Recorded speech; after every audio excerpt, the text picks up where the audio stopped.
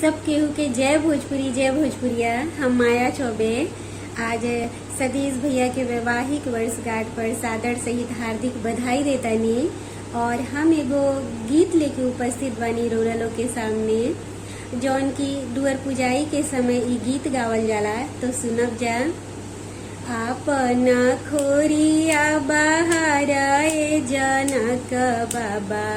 आपना खोरिया बहाराए जनक बाबा, अवतारे दुल्हा दामादाए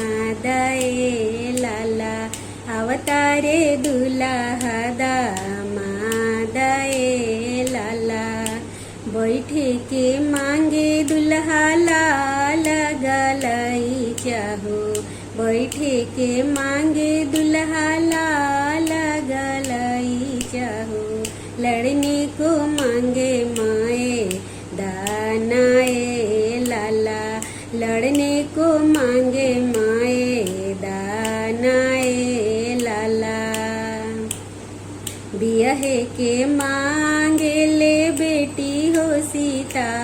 बेटी, बियाहे को मांगे ले बेटी हो सीता बेटी, जिन्हें बेटी दल के सिंगाराए लाला, जिन्हें बेटी दल के सिंगाराए लाला, अपना खोरिया बहाराए जनक बाबा, अपना खोरिया बहाराए जनक बाबा, अवतारे दुल्हा दामादाए लाला, अवतारे दुल्हा दामादाए लाला, अवतारे दुल्हा दामादाए